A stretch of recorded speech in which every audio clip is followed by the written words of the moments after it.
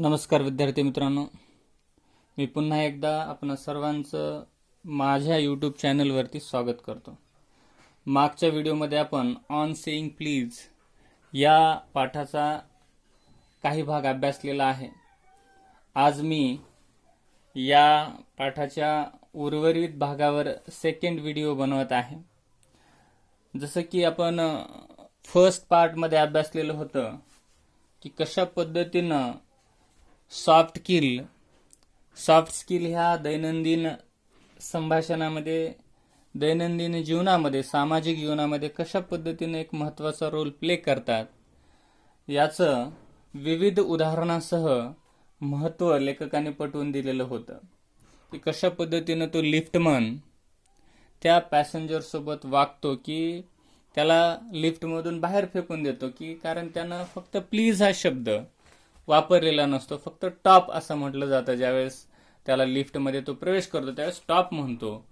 पण तो liftman demand करतो की त्यानं मला प्रामाणिकपणे थोडंसं रिस्पेक्टफुली बोलायला पाहिजे होतं, परंतु तो पॅसेंजर तसं करत नाही. आणि त्यामुळं कशा पद्धतीनं एक छोटासा फिजिकल असॉल्ट होतो हे आपण मागच्या तासिकेमध्ये अभ्यासलेलं आहे. आज आपण या पाठाचा उर्वरित भाग अभ्यासणार आहोत. चला तर मग पेज नंबर 15 वरती एक शेवटचा पॅसेज तिथून आपल्याला सुरुवात करायची. मी रीड करतोय. But though we are bound to endorse the verdict against the liftman, most people will have a certain sympathy with him. इथं लेखक म्हणतोय की बरेचसे लोक जरी त्याची सिम्पॅथी लिफ्टमॅन सोबत, सहानुभूती जरी त्या लिफ्टमॅन सोबत असली तरी पण त्यानं केलेलं जे कृत्य होतं ते काय होतं, योग्य वाटत असलं तरी काय होतं, एक कायद्यानं काय होतं, चुकीचं कृत्य होतं. While it is true that there is no law that compels us to say please, there is a social practice much older and much more sacred than any law which enjoins us to be civil. इथं सांगितलेलं आहे, हे जरी सत्य असलं की कुठलाही कायदा किंवा कुठलाही नियम आपल्याला कृपया म्हणायला काय करू शकत नाही, सक्ती करू शकत नाही, भाग पाडू शकत नाही. पण त्याच्याही पलीकडे आमच्याकडे असे काही सामाजिक नियम आहेत, आमची अशी एक संस्कृती आहे, परंपरा आहे की कायद्यापेक्षाही त्या परंपरेनं आम्हाला शिकवलेलं आहे की आम्ही त्या परंपरेचं पालन करून एक चांगल्या प्रकारचं सामाजिक जीवन, एक चांगल्या प्रकारचं नागरिक आम्ही काय करू शकतो, होऊ शकतो. इतकी चांगली परंपरा आमची आहे. And the first requirement of civility is that we should acknowledge a service. पहा, आणि सिव्हिलिटी म्हणजे काय, जर समाजामध्ये एखादं चांगला नागरिक म्हणून आपल्याला वावरायचं असेल तर नागरिकतेचा पहिली गरज काय आहे, कारण आपण जेव्हा एखाद्याशी बोलतो ते आपल्या बोलण्यामध्ये जे सॉफ्ट स्किल वापरतो ते एक सेवा म्हणून आपण केली पाहिजे, तेव्हा तो बदल होऊ शकतो. Please and thank you are the small change with which we pay our wage as a social beings. आणि जेव्हा आपण असे प्लीज आणि थँक्यू अशा प्रकारचे सभ्यतादर्शक शब्द, सभ्यता दर्शवणारे शब्द ज्यावेळेस वापरतो त्यावेळेस एक चांगलं सामाजिक जीवन, एक समाजातले आपण चांगले नागरिक आहोत असं यामधून काय होतं, सिद्ध होतं. They are the little courtesies by which we keep the machine of life oil and running sweetly. तर ह्या लिटिल कर्टसीज आहेत म्हणजे काय, एक सभ्य वर्तणूक करणाऱ्या बाबी आहेत की अशा जर आपण दैनंदिन संभाषणामध्ये, सामाजिक जीवनामध्ये अशा प्रकारचं आपल्या बोलण्यामध्ये जर अशा शब्दाचा वापर केला तर निश्चितच हे जीवनाचं जे मशीन आहे, यंत्र आहे, त्याला चांगल्या पद्धतीचं एक प्रकारचं एखादं मशीन चांगलं चालण्यासाठी जसं त्याच्यामध्ये ऑइल लागतं तशा पद्धतीनं चांगलं संभाषण होण्यासाठी असे शब्द प्लीज, थँक्यू सारखे शब्द ऑइल प्रमाणे काम करतात आणि निश्चितच ह्या जीवनाचा गाडा काय करतो, खूप त्याच्यामध्ये गोडवा निर्माण होतो आणि चांगल्या पद्धतीनं चालतो. They put our intercourse upon the basis of friendly cooperation and easy give and take. पहा, आणि अशा पद्धतीनं जर केलं तर निश्चितच एक मैत्रीपूर्ण संवाद होतो. जसं इंग्रजीमध्ये एक प्रोव्हर्ब आहे, गिव्ह रिस्पेक्ट आणि टेक रिस्पेक्ट, म्हणजे मान द्या आणि मान घ्या. आपण जर इतराला सन्मानानं बोललो तर निश्चित तो सुद्धा काय करतो, आपल्याला तशा पद्धतीनं सन्मानानं बोलतो. Instead of on the basis of superiors dictating to inferiors.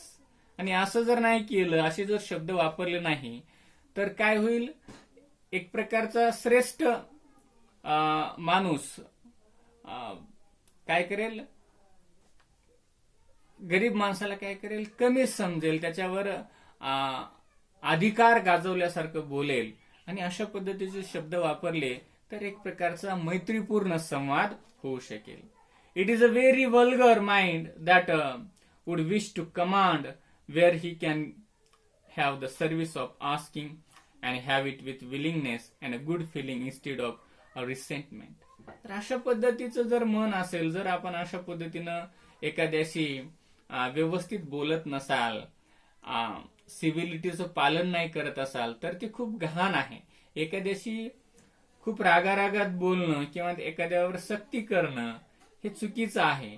आणि चांगल्या पद्धतीनं जर स्वेच्छेने आपण चांगला संवाद करण्याचा प्रयत्न केला तर ते खूप चांगलं, सामाजिक दृष्ट्या ते खूपच नागरिकत्वाचं चांगलं लक्षण असणार आहे.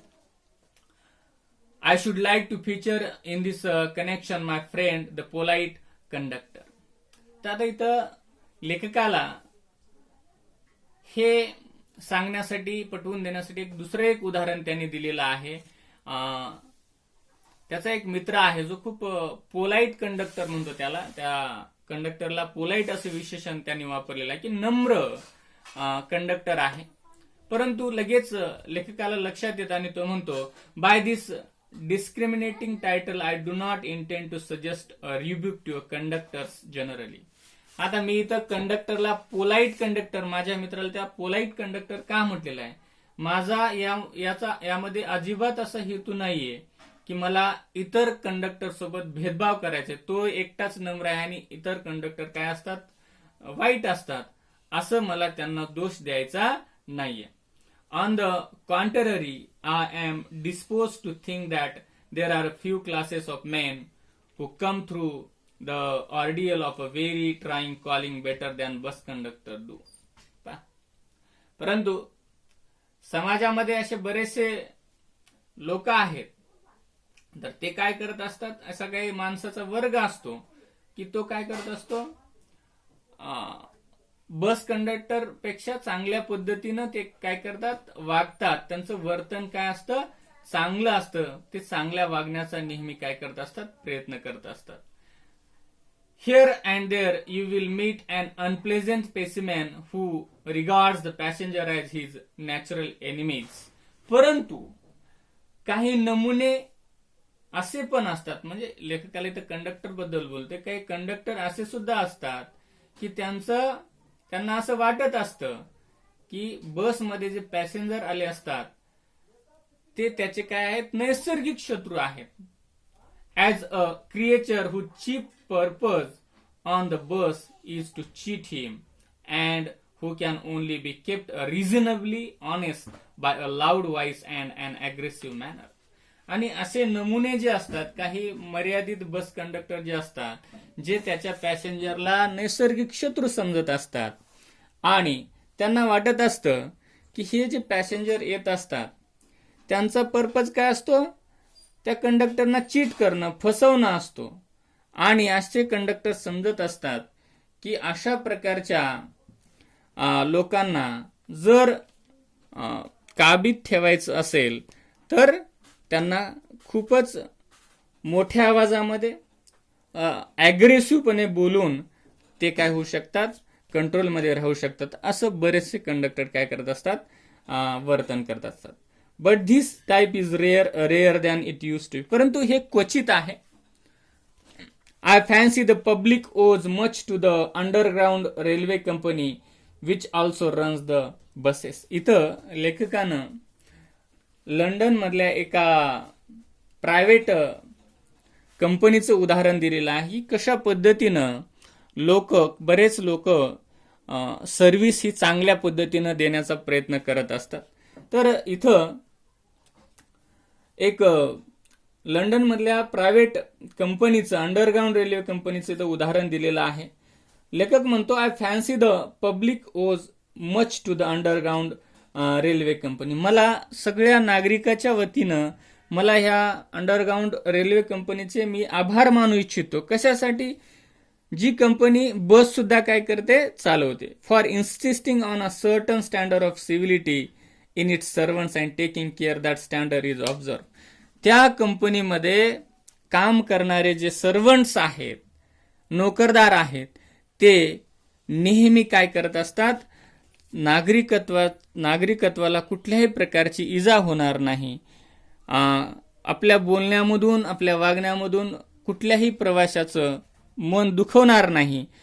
म्हणजे सिव्हिलिटीचं स्टँडर्ड नेहमी काय करत असतात, उच्च ठेवण्याचा, त्याचं जतन करण्याचा प्रयत्न हे नेहमी करत असतात. आणि त्यासाठी मला या कंपनीचा काय करायचे, सगळ्यांच्या नागरिकांच्या वतीनं मला काय करायचं, मी आभार मानू इच्छितो, असं लेखक म्हणतो. In doing this it is not only makes things pleasant for the travelling public. आणि असं जर वागलं सर्वंटनी पॅसेंजर सोबत, इतर नागरिकांसोबत, यामुळं काय होतं, चांगल्या पद्धतीचं ट्रॅव्हलिंग लोकांचं होतं. त्याचबरोबर but performs and important social service. आणि हे जे सर्वंट्स असतात एक चांगल्या प्रकारचं सामाजिक सेवा देण्याचा प्रयत्न त्यांच्या सर्व्हिसमधून करत असतात. It is not therefore with any feeling of unfriendliness to conductor as a class that I pay tribute to a particular member of that class. पुन्हा लेखक म्हणतो इथं असं तुम्हाला वाटू नये की मी कंडक्टरमध्येच काय केलेलं आहे, एक दोन वर्ग निर्माण केलेले आहेत की एकाच कंडक्टरला मी चांगलं म्हणतोय आणि दुसरा कंडक्टरचा वर्ग काय असतो, वाईट असतो, त्यांचं वर्तन बरोबर नसतं. मी एकाच कंडक्टरच्या वर्गाला अभिवादन करतोय, एखाद्याच मेंबरला त्यातलं अभिवादन करतोय, असं तुम्हाला वाटू नये. I first became cautious of his existence one day when I jumped onto a bus and found that I had left home without any money in my pocket. तर लेखक म्हणतो इथं पहिल्यांदा आपण स्वतः काय झालं पाहिजे, कॉशियस झालं पाहिजे, स्वतःच्या मनामध्ये आपण डोकावून पाहिलं पाहिजे. यासाठी लेखक स्वतःच्या जीवनातला एक किस्सा सांगतात, उदाहरण देतात की एकदा ते काय करत असतात, बसमध्ये प्रवेश करतात, त्यांच्या खिशामध्ये पैसे नसतात, हे त्यांना बसमध्ये प्रवेश केल्यानंतर कळतं. Everyone has had the experience and knows the feeling, the mix feeling. असं अनुभव बऱ्याच जणाला आला असेल की ते बसमध्ये प्रवेश करतात आणि त्यांच्या खिशामध्ये पैसे नसतात. तर कशा प्रकारच्या, एक प्रकारच्या मिक्स भावना त्यावेळेला येतात. Which the discovery arouses you are annoyed because you look like fool at the best, at like a knave at the worst. अशा वेळेस आपल्याला काय वाटतं, आपण स्वतःच काय आहोत, आपण स्वतःला काय करतो, मूर्खात काढतो. आपल्याला वाटतं की आपण मूर्ख आहोत की अशा पद्धतीचं विदाऊट मनी, पैसे खिशामध्ये नसताना सुद्धा आपण बसमध्ये प्रवेश केलेला आहे. आणि बसमध्ये प्रवेश केल्यानंतर आपल्याला कळालेलं आहे की आपल्या खिशामध्ये काय नाहीये, पैसे नाहीत. नेव म्हणजे काय, अ डिसऑनेस्ट पर्सन, म्हणजे आपल्याला काय, हा प्रामाणिक व्यक्ती नाही, असं स्वतःलाच आपण काय करतो, फुल समजतो. You would not be at all surprised if the conductor eyed you coldly as much as to say yes. जरी त्या कंडक्टरनं शांतपणे तुमच्याशी अशा प्रकारचे पैसे नाहीत, तिकिटाला पैसे नाहीत म्हणून जरी तुमच्याकडे शांतपणे पाहून शांतपणे जरी तुमच्याशी बोलला, यस म्हटला, आय नो दॅट स्टेल ओल्ड ट्रिक, तो काय म्हणेल, जरी शांतपणे बोललात की मला माहिती आहे तुम्ही काय करताय, जुनी ट्रिक यूज करताय. बरेचसे प्रवासी काय करतात, अशीच ट्रिक यूज करतात की माझ्या खिशामध्ये पैसे नाहीत, मी पॉकेट घरी विसरलोय, मला आता इथं आल्यानंतर मला ते कळालं. तर ते कंडक्टर काय म्हणेल की तुम्ही ही खूप जुनी ट्रिक काय करताय, यूज करताय. म्हणजे स्टेल म्हणजे काय, आळशी. Now then off you get and even if the conductor is a good fellow and lets you down easily, तरी पण तुम्हाला काय करावं लागेल, विदाऊट फेअर प्रवास तुम्हाला करता येणार नाही, विदाऊट तिकीट तुम्हाला प्रवास करता येत नाही. शेवटी कंडक्टरनं तुमच्याशी शांतपणे जरी वर्तन केलं तर तो तुम्हाला काय म्हणेल, तुम्हाला बसच्या खाली काय करावं लागेल, उतरावं लागेल. जरी तो कंडक्टर एक चांगला व्यक्ती, सदगृहस्थ असला तरी तुम्हाला तशा पद्धतीनं प्रवास करता येणार नाही. You are face with the necessity of going back, तुम्हाला आवश्यकता कशाची आहे, तुम्हाला त्या प्रसंगाला तोंड द्यावंच लागणार आहे. तुम्हाला बस मधून खाली उतरल्या वाचून दुसरा पर्याय राहणार नाही. आणि यामुळे काय होईल पहा, and the inconvenience perhaps of missing your train or your engagement. आणि अशा पद्धतीचं जर तुम्ही एखाद्या मीटिंगला चाललाय किंवा तुम्हाला एखादी गाडी वेळेवर पकडायची आहे, तर अशा पद्धतीमुळे काय होईल, तुम्हाला तुमची गाडी वेळेवर मिळणार नाही किंवा तुम्हाला तुमच्या मीटिंगला वेळेवर जाता येणार नाही, तुम्हाला तिथं पोहोचता येणार नाही. पुढच्या पॅसेजमध्ये काय सांगतात लेखक, having search my pockets in vain for stray coppers and having found I was utterly penniless. म्हणजे कॉपर्स इथं कशाला म्हणलेलं आहे, पैसे. जेव्हा लेखक काय करतो, लेखक म्हणतो ज्यावेळेस मी माझ्या पॉकेटमध्ये पैशासाठी सर्च केलं, पैशासाठी माझ्या पॉकेटमध्ये ज्यावेळेस मी हात टाकला, त्यावेळेस मला कळालं की माझ्याकडे शेवटी काय नव्हते, पैसे नव्हते, मी पेनीलिस होतो, म्हणजे विदाऊट मनी होतो. I told the conductor with a honest a face as I could assume that I couldn't pay the fare. मी जशा पद्धतीनं प्रामाणिक एक प्रकारचा चांगल्या पद्धतीचा चेहरा, भावुक चेहरा करून बोलण्याचा प्रयत्न मी त्याला केला आणि म्हणालो मी त्याला की I couldn't pay the fare, मी काय करू शकत नाही, प्रवासाचं भाडं देऊ शकत नाही, and I must go back for money. आणि मला काय केलं पाहिजे, पैसे आणायला परत गेलं पाहिजे.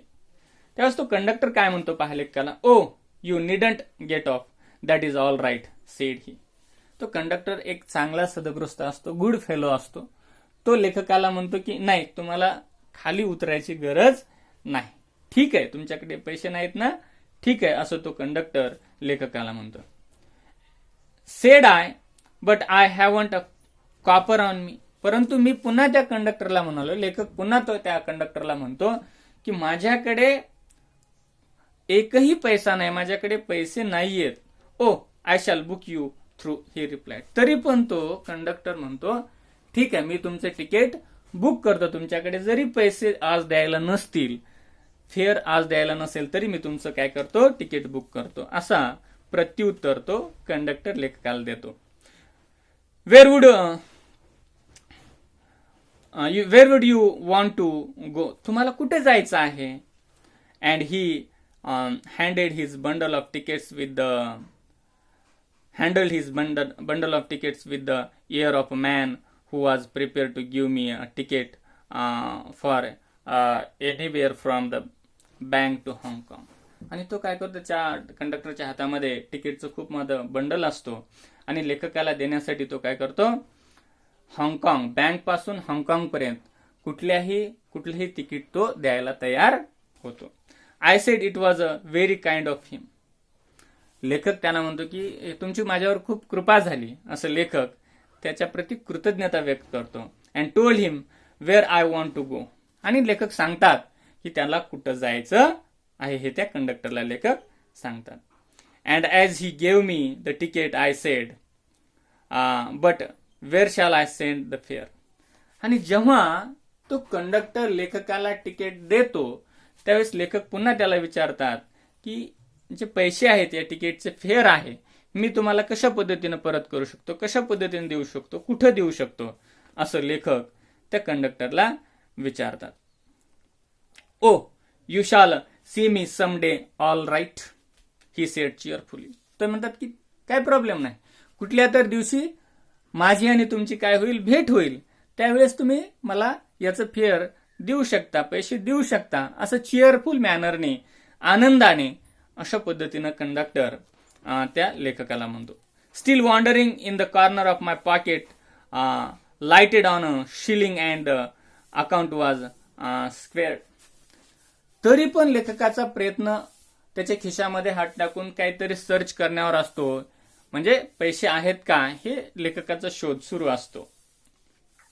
But that fact did not listen the glow of pleasure with so good nature and action had given me. परंतु खिशामध्ये पैसे सर्च करत असताना सुद्धा लेखक खूप भारावून गेलेला असतो. कशा पद्धतीनं कंडक्टरचं जे वर्तन होतं, वागणं होतं त्याच्यासोबत, किती चांगलं होतं, त्यांनी केलेली कृती किती चांगली सभ्य कृती होती, हे मात्र काय करतो तो लेखक त्यावेळेला विसरत नाही. तर विद्यार्थी मित्रांनो, याचा अजून पेज नंबर 19 पर्यंत हा पाठ आहे. म्हणजे आपल्याला याचा अजून एक व्हिडिओ अपलोड करावा लागणार आहे. उर्वरित भाग आपण या पाठाचा पुढच्या व्हिडिओमध्ये अभ्यासणार आहोत. निश्चित हा माझा व्हिडिओ आपल्याला कसा वाटला. फर्स्ट व्हिडिओ जो मी याचा first I am saying please या पाठाचा पहिला भाग फर्स्ट व्हिडिओमध्ये अपलोड केलेला आहे. ज्यांनी पाहिला नसेल त्यांनी तो भाग पहा आणि आपल्याला माझा व्हिडिओ कसा वाटला हे निश्चित कळवा. माझ्या चॅनलला सबस्क्राईब केलं नसेल तर सबस्क्राईब करा आणि आपल्याला हा व्हिडिओ आवडला असेल तर लाईक करा. पुन्हा भेटूया पुढच्या व्हिडिओमध्ये. थँक्यू.